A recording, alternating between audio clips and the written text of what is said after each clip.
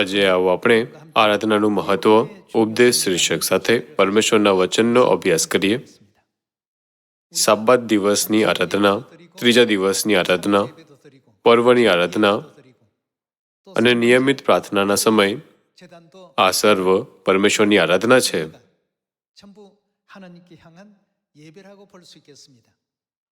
તો પછી આપણે આરાધના કેમ કરતા રહેવું જોઈએ? ઘણા લોકો વિચારે છે કે આરાધનાનો અર્થ ચર્ચમાં જવું, સ્તુતિ ગાવાનું, પરમેશ્વરના વચન સાંભળવા અને પ્રાર્થના કરવી છે.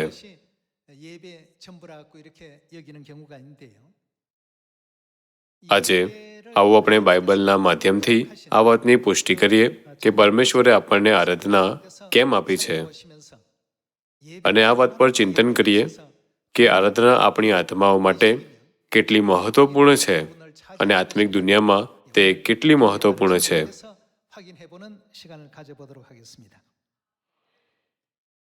આવો આપણે ગીતશાસ્ત્ર અધ્યાય 50 ખોલીએ.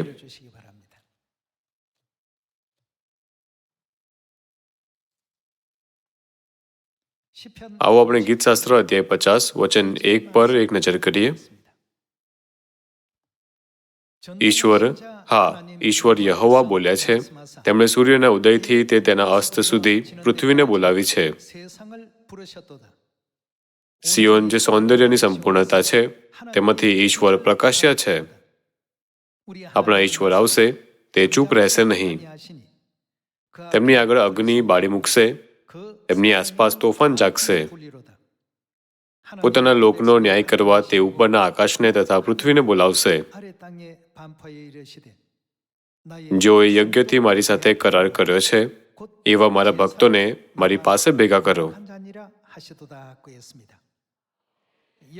અહીંયા યજ્ઞ શબ્દનો અર્થ આરાધના છે. જૂના કરારમાં યજ્ઞનો ઉપયોગ કરવામાં આવ્યો છે અને નવા કરારમાં આરાધનાનો ઉપયોગ કરવામાં આવ્યો છે. બંને શબ્દોનો એક જ અર્થ છે. આ રીતે પરમેશ્વર આપણને ગીતશાસ્ત્ર અધ્યાય 50 દ્વારા જાણવા દે છે, જેઓએ આરાધનાથી મારી સાથે કરાર કર્યો છે, એવા મારા ભક્તોને મારી પાસે ભેગા કરો.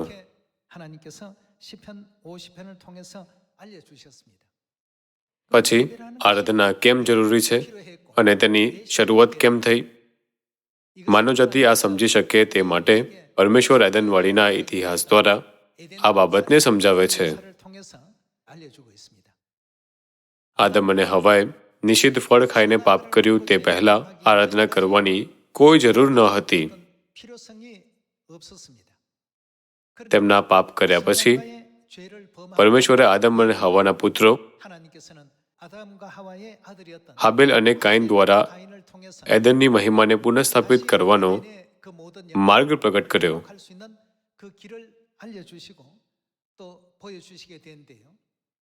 તે સમયથી બાઇબલમાં હાબેલનું યજ્ઞ અને કાઈનનું યજ્ઞ જેવા અભિવ્યક્તિ પ્રગટ થયા.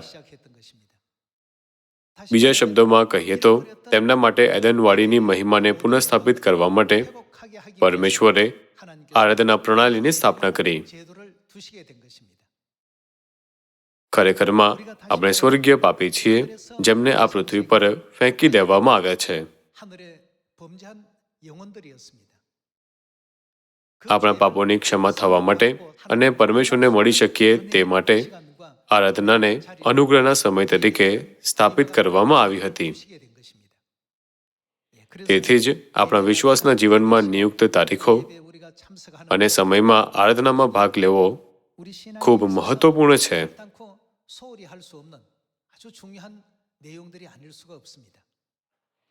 એવું એટલે છે કેમ કે પરમેશ્વરની ઈચ્છા, જેનાથી સ્વર્ગીય પાપીઓને ક્ષમા કરવામાં આવે છે, આરાધનામાં સામેલ છે.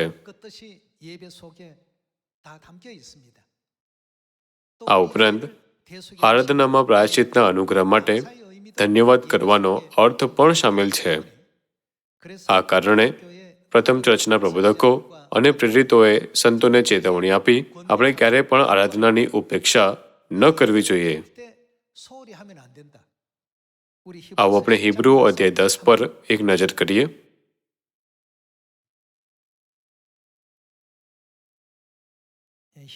હિબ્રુ અધ્યાય 10 વચન 22. માટે દુષ્ટ અંધકરણથી છૂટવા માટે આપણા હૃદયો પર છંટકાવ પામીને તથા નિર્મળ પાણીથી શરીરને ધોઈને આપણે શુદ્ધ હૃદયથી અને પૂરેપૂરા નિશ્ચયથી વિશ્વાસ રાખીને ઈશ્વરની સન્નિધિ જઈએ. આપણે આપણી આશાની કબૂલાત દ્રઢ પકડી રાખીએ, કેમ કે જેમણે વચન આપ્યું તે વિશ્વાસયોગ્ય છે. અને પ્રેમ રાખવાને તથા સારા કામ કરવા અરસપરસ ઉત્તેજન મળે માટે આપણે એકબીજાનો વિચાર કરીએ. જેમ કેટલાક કરે છે તેમ આપણે એકટા મળવાનું પડતું ન મૂકીએ, પણ આપણે એકબીજાને ઉત્તેજન આપીએ. અને જેમ જેમ તમે તે દિવસ પાસે આવતો જુઓ તેમ તેમ વિશેષ પ્રયત્ન કરો. સરળ શબ્દોમાં કહીએ તો આપણે આરાધના માટે એકસાથે મળવાનું ન છોડવું જોઈએ, જેમ કેટલાક કરે છે. તેમની આદતને અનુસરવાના બદલે આપણે એકબીજાને ઉત્તેજન આપવું જોઈએ અને પરમેશ્વરનો મહિમામય દિવસ નજીક આવતો જોઈને એકઠા થવું જોઈએ. આ તે પાઠ છે જે હિબ્રુ અધ્યાય 10 વચન 25 આપણને શીખવે છે. તેથી આરાધનાનો ખૂબ મહત્વપૂર્ણ અર્થ છે. આવો આપણે વચન 26 સાથે ચાલુ રહીએ. કેમ કે સત્યનું જ્ઞાન થયા પછી જો આપણે જાણી જોઈને પાપ કરીએ તો હવે પછી પાપોને માટે બીજું બલિદાન રહેતું નથી. એટલે પાપોની ક્ષમા માટે કોઈ આરાધના બાકી નથી. પણ ઇન્સાફની ભયંકર અપેક્ષા તથા વેરીઓને ખાઈ જનાર અગ્નિનો કોપ એ જ રહેલો છે. હિબ્રુઓ અધ્યાય 10માં આપણે પરમેશ્વરની આરાધના કરવા માટે એકસાથે મળવાનું ન છોડવાની બાઇબલની કઠોર શિક્ષાની પુષ્ટિ કરી શકીએ છીએ, જેમ કેટલાક કરે છે. તેના બદલે જેમ ખ્રિસ્તનો મહિમામય દિવસ નજીક આવી રહ્યો છે તેમ આપણે વધારે ખંતથી ભક્તિમાં સામેલ થવું જોઈએ. ત્યારે આવો આપણે જોઈએ કે પ્રબોધક યશાયા આપણને આ વિષયમાં શું શીખવે છે કે આરાધના આપણા માટે કેમ જરૂરી બની ગઈ છે. આવો આપણે યશાયા અધ્યાય 59 પર જઈએ. યશાયા અધ્યાય 59 વચન 1. જુઓ, યહોવાનો હાથ એટલો ટૂંકો થઈ ગયો નથી કે તે બચાવી ન શકે, અને તેનો કાન એવો મંદ થયો નથી કે તે સાંભળી ન શકે. પણ તમારા અપરાધો તમારી ને તમારી ઈશ્વરની વચમાં ભિન્નતા કરતા આવ્યા છે, અને તમારા પાપોએ તેમનું મુખ તમારા તરફથી એવું ફેરવી નાખ્યું છે કે તે સાંભળે નહીં. કેમ કે તમારા હાથ લોહીથી ને તમારી આંગળીઓ અપરાધોથી અશુદ્ધ થઈ છે. તમારા હોઠો જુઠ્ઠું બોલે છે ને તમારી જીભ દુષ્ટતા બબડે છે. શું આપણી અને આપણી ઈશ્વરની વચમાં ભિન્નતા કરે છે? આપણા અપરાધો, આપણા પાપે પરમેશ્વર અને આપણી વચ્ચે અંતર ઉત્પન્ન કર્યું. આપણા પાપના કારણે પરમેશ્વર સાથે આપણો સંબંધ દૂર થઈ ગયો છે. પછી પરમેશ્વરે તે અંતર કેવી રીતે ખતમ કર્યું? આરાધના દ્વારા તે અંતરને દૂર કરી શકાય છે.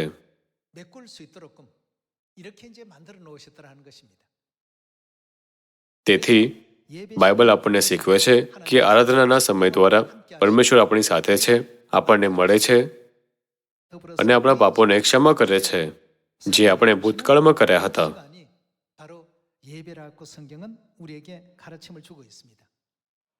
આદમ અને હવાએ પાપ કર્યા પછી પરમેશ્વરે હાબેલ અને કાઈનને તેમને બલિદાન ચડાવવાની આજ્ઞા આપી. આવો આપણે ઉત્પત્તિ અધ્યાય 4 પર જઈએ.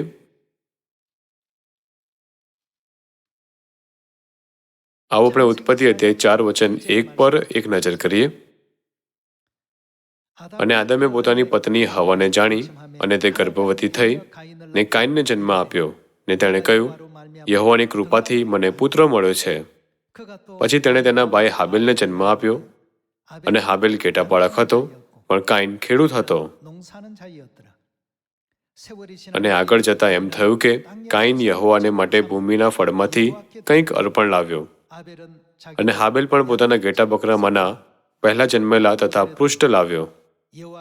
અને યહોવાએ હાબેલને તથા તેના અર્પણને માન્ય કર્યા, પણ કાઈનને તથા તેના અર્પણને માન્ય કર્યા નહીં. માટે કાઈનને બહુ રોષ ચડ્યો ને તેનું મોં ઉતરી ગયું. ઉત્પત્તિ અધ્યાય 4માં પહેલી વાર હાબેલના બલિદાન અને કાઈનના બલિદાનનો ઉલ્લેખ કરવામાં આવ્યો છે. આવો જોઈએ કે હિબ્રુઓના લેખકે હિબ્રુઓ અધ્યાય 11માં આ દ્રશ્યનું વર્ણન કેવી રીતે કર્યું. આવો આપણે હિબ્રુઓ અધ્યાય 11 પર જઈએ.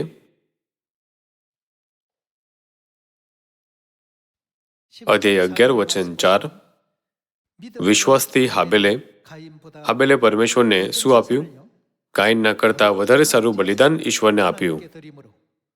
તેથી તે ન્યાયી છે એવી તેના સંબંધમાં સાક્ષી પૂરવામાં આવી, કેમ કે ઈશ્વરે તેના દાનો સંબંધી સાક્ષી આપી, અને તેથી મુએલો હોવા છતાં પણ તે હજી બોલે છે.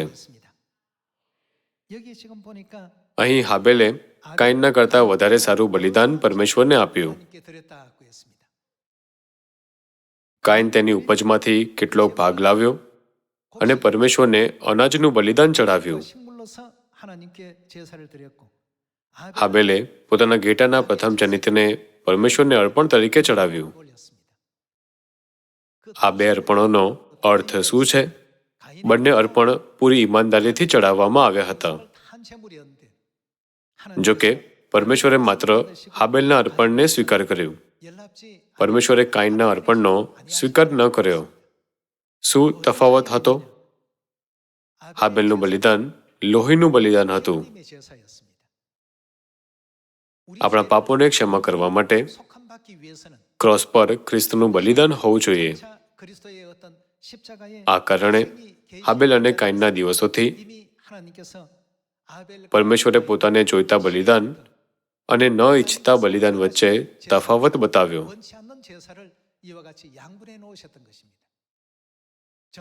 ઈમાનદારીના સંદર્ભમાં કાઈને વધારે પ્રયત્ન કર્યો.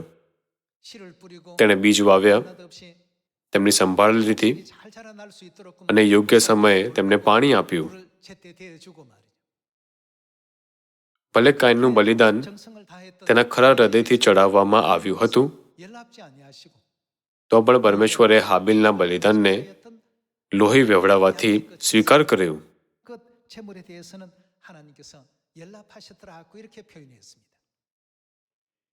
આ તથ્ય કે તેમના અર્પણો અલગ હતા તે સમસ્યા ન હતી.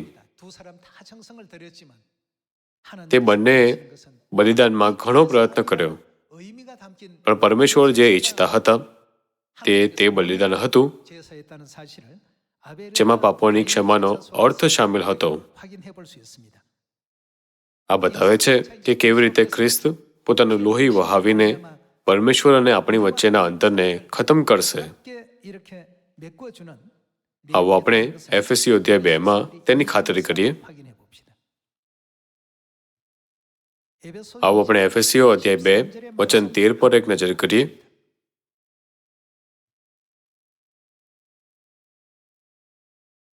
પણ તમે જેઓ પહેલા દૂર હતા તે તમે હમણાં ખ્રિસ્ત ઈસુમાં આપણે શું કરીને પાસે આવ્યા છીએ? ખ્રિસ્તના લોહીએ કરીને પાસે આવ્યા છો. ખ્રિસ્તના લોહીથી શું થયું? જેમની સરખામણી હલવાન સાથે કરવામાં આવી છે. આપણે ખ્રિસ્તના યજ્ઞ દ્વારા નજીક આવ્યા છીએ. પરમેશ્વરે હાબેલના અર્પણને ઉત્તમ ગણ્યું અને તેનો સ્વીકાર કર્યો. તેનું કારણ આ છે કે ખ્રિસ્ત, જેમની સરખામણી હલવાન સાથે કરવામાં આવી છે, માનવજાતિના પાપોને ક્ષમા કરશે અને ક્રોસ પરના તેમના યજ્ઞ દ્વારા આપણને પરમેશ્વરની નજીક લાવશે. તેથી જેમ એફએસીઓ અધ્યાય 2 વચન 13માં લખ્યું છે, શું થયું? પણ તમે જેઓ પહેલા દૂર હતા તે તમે હમણાં ખ્રિસ્ત ઈસુમાં ખ્રિસ્તના લોહીએ કરીને પાસે આવ્યા છો.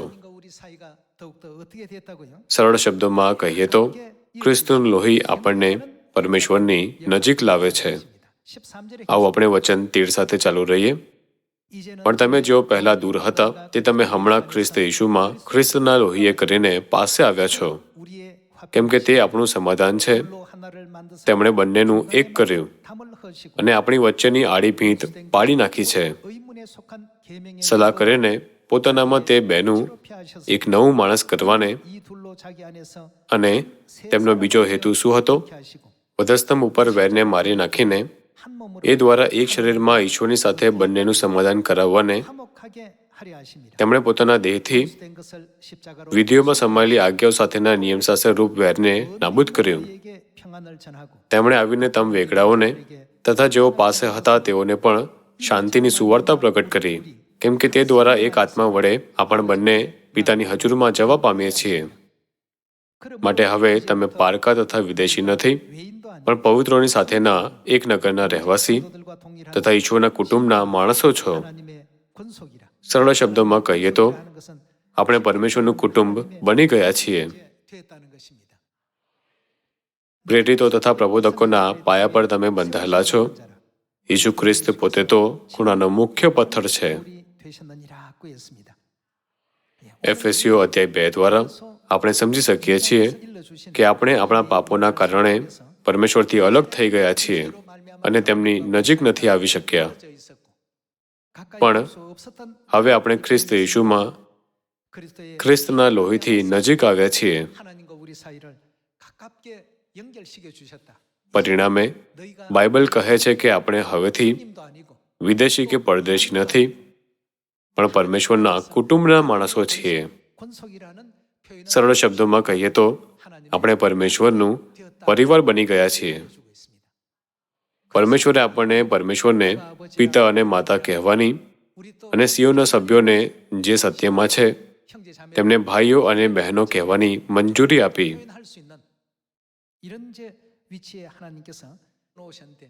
પરમેશ્વરે આ કેવી રીતે સિદ્ધ કર્યું? પરમેશ્વરે આરાધનાના કરાર દ્વારા તેને સિદ્ધ કર્યું. કેટલાક સભ્યો બલિદાન અને આરાધના અભિવ્યક્તિ વિશે પૂછે છે. અમુક લોકો તેનો અર્થ સારી રીતે નહીં સમજી શકે, એટલે આવો આપણે એક સાથે નિર્ગમન અધ્યાય 12 વચન 23 જોઈએ.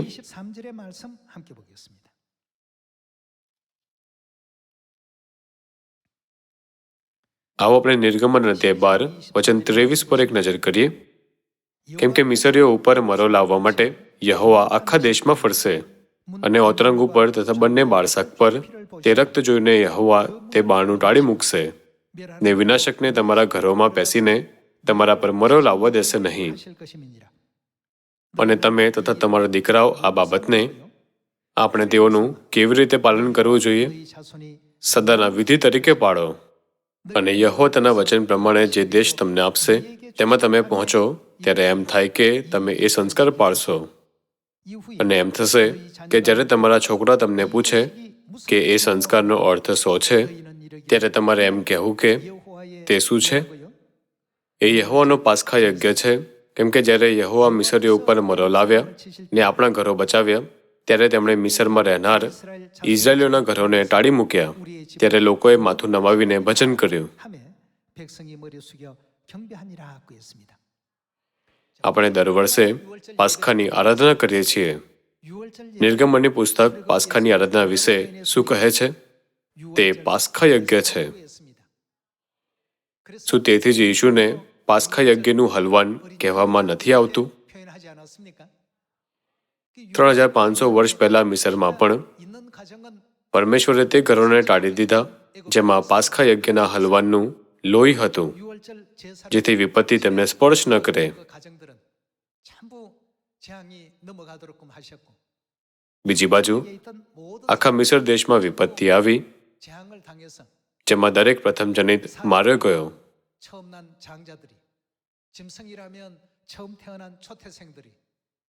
આ ભયાનક ઘટના બાઇબલમાં નોંધે છે.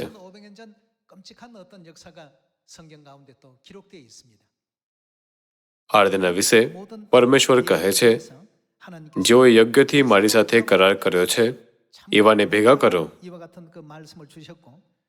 પરમેશ્વરે નિર્ગમન અધ્યાય 12માં પાસખાનો ઉલ્લેખ આરાધના અને યજ્ઞ તરીકે કર્યો છે.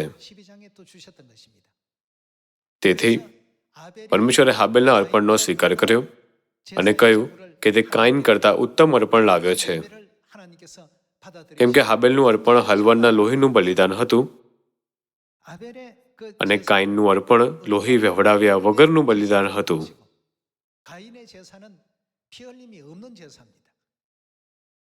તે પાકનું યજ્ઞ હોવાથી તેથી પરમેશ્વરે હાબેલના અર્પણને કાઈનના અર્પણ કરતાં ઉત્તમ ગણ્યું.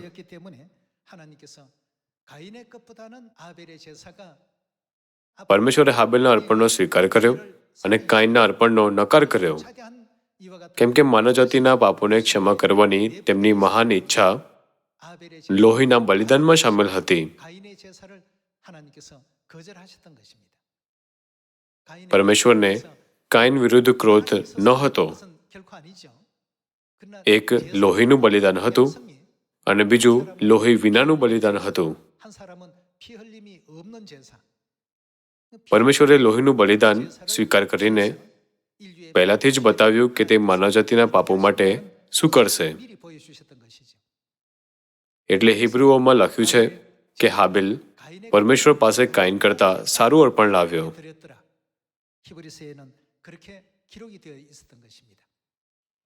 છેવટે જ્યારે યીશુ ખ્રિસ્ત પાસ્કાના હલવાના રૂપમાં આ પૃથ્વી પર આવ્યા અને તેમનું બલિદાન કરવામાં આવ્યું, તો પરમેશ્વર અને આપણી વચ્ચેના સંબંધને શું થયું?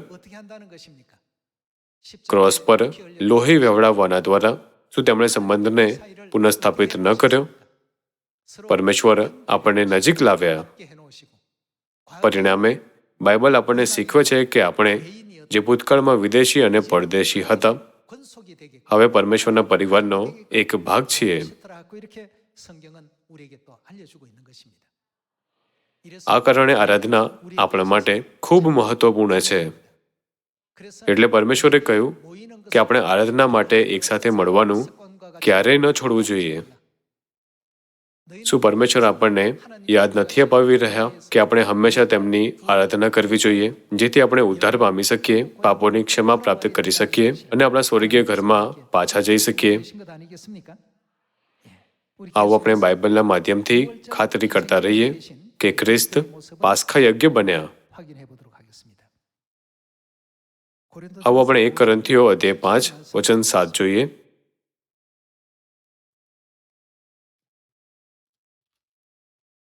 આવો આપણે અધ્યાય 5 વચન 7 જોઈએ. તમે જૂના ખમીરને કાઢી નાખો, જેથી જેમ તમે 2 ખમીર છો તેમ તમે નવા લોંદારૂપ થઈ જાઓ. કેમ કે શું આપણા પાસ્કા યજ્ઞ ખ્રિસ્તનું બલિદાન પણ આપણી વતી આપવામાં આવ્યું છે. વચન 8 કહે છે, એ કારણથી આપણે એ પર્વ જૂના ખમીરથી નહીં, અહીંયા પર્વ પાસ્કા પર્વને દર્શાવે છે. પરિણામે ખ્રિસ્ત આપણા પાસ્કા યજ્ઞના બલિદાને પાસ્કાની આરાધનાને વધારે મહત્વપૂર્ણ બનાવી દીધી છે.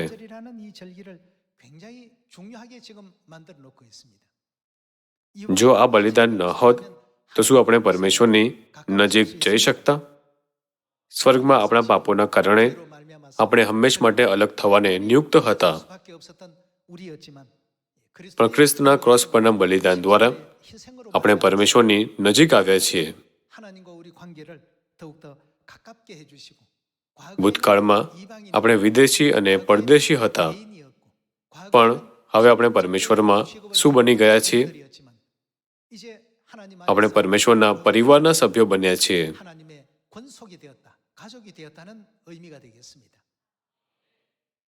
તેથી આપણી પાસે પરમેશ્વરને પિતા કહેવાનો લહાવો છે.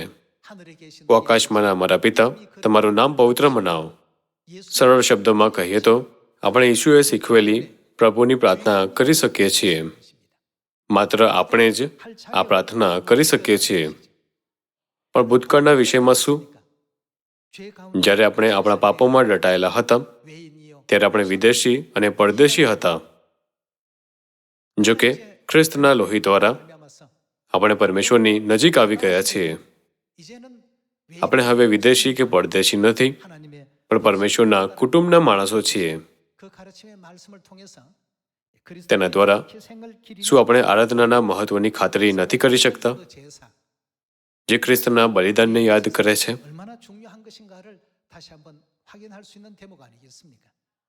આરાધના દ્વારા પરમેશ્વર અને આપણી વચ્ચે પિતા અને માતા અને બાળકોના રૂપમાં સંબંધ રચાય છે.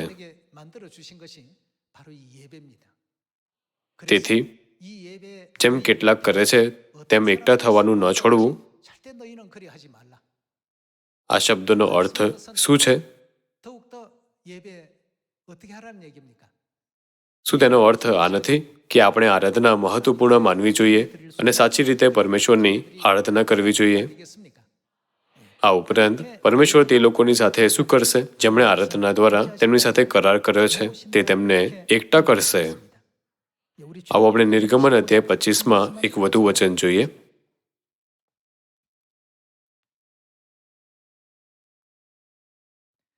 નિર્ગમન અધ્યાય 25 વચન 20.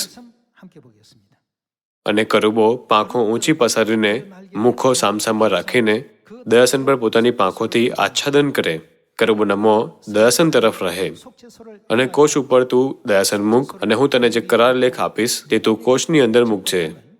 અને ત્યાં હું તને મળીશ. તે સર્વ વિશે કરાર લેખના કોષ પરના દયાસન ઉપરથી 2 કરુબોની વચમાંથી હું તારી સાથે વાત કરીશ. આ કઈ જગ્યાને દર્શાવે છે? શું આ દ્રશ્ય પવિત્ર સ્થાન અને પરમ પવિત્ર સ્થાન વિશે નથી સમજાવતું? પવિત્ર સ્થાનમાં આગળ પવિત્ર સ્થાન અને પાછળ પરમ પવિત્ર સ્થાન છે. કરુબો ક્યાં છે? કરુબો પરમ પવિત્ર સ્થાનમાં કરાર કોષની ઉપર છે. પરમેશ્વર ત્યાં શું કરે છે તે આપણને મળે છે. આ દિવસ ક્યારે છે જ્યારે પરમેશ્વરે આપણને તેમને મળવાની મંજૂરી આપી છે? આ પ્રાયશ્ચિતનો દિવસ છે. વર્ષમાં એકવાર પ્રાયશ્ચિતના દિવસે યાજક પરમ પવિત્ર સ્થાનમાં પ્રવેશ કરે છે અને પરમેશ્વર કહે છે, ત્યાં હું તને મળીશ. તેથી બલિદાન વિના એટલે કે આરાધના વિના શું પરમેશ્વર અને માનવજાતિ વચ્ચે કોઈ સંપર્કનો મુદ્દો છે? બિલકુલ નહીં. આરાધના દ્વારા પરમેશ્વર આપણને બોલાવે છે જે પાપથી દૂર હતા અને આપણને તેમની નજીક લાવે છે. ખ્રિસ્તના બલિદાન દ્વારા તેમના લોહીથી પરમેશ્વરે આપણને તેમના કુટુંબના માણસો બનાવ્યા. તેથી આપણે ક્યારેય પણ આરાધનાની ઉપેક્ષા ન કરવી જોઈએ. પછી ભલે તે સાબત દિવસની આરાધના હોય, ત્રીજા દિવસની આરાધના હોય કે પર્વની આરાધના. દરેક આરાધના દ્વારા પરમેશ્વર આપણી બધી વિનંતીઓને ધ્યાનથી સાંભળે છે અને આપણી બધી ઈચ્છાઓને પૂરી કરે છે. આ બધું કાર્ય આરાધનાથી પૂરું થાય છે. ભલે આપણે નિયમિત રૂપથી આરાધના કરતા રહીએ છીએ, પણ આપણે પરમેશ્વરનું કારણ અને ઈચ્છા જાણ્યા વગર આંખ બંધ કરીને આરાધના ન કરવી જોઈએ. આપણે સમજણપૂર્વક આરાધના કરવી જોઈએ. સમજણપૂર્વક આરાધના કરવા માટે આપણે આ જાણવું જોઈએ કે પરમેશ્વરે આપણને મળવાનું વચન આપેલ આરાધનાનો દિવસ શનિવાર છે કે રવિવાર, અને શું તેમનો નિયુક્ત પર્વ નાતાલ છે કે પાસ્ખા.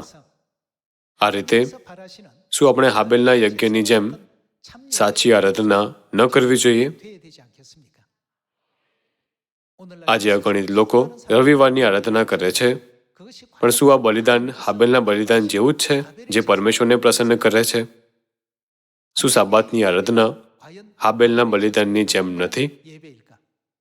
શું આપણે તેને સાચી રીતે ન સમજવું જોઈએ અને પરમેશ્વરના કરારના પ્રમાણે આરાધના ન કરવી જોઈએ?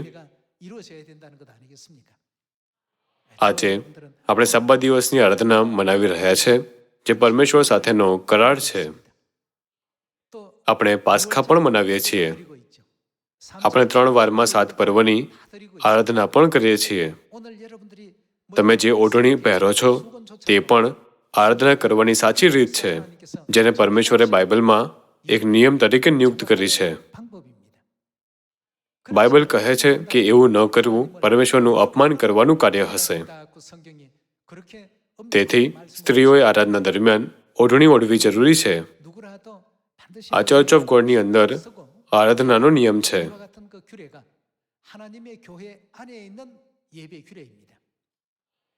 શું આ આરાધનાનો નિયમ નથી જે પ્રેરિતોના યુગથી મનાવવામાં આવી રહ્યો છે?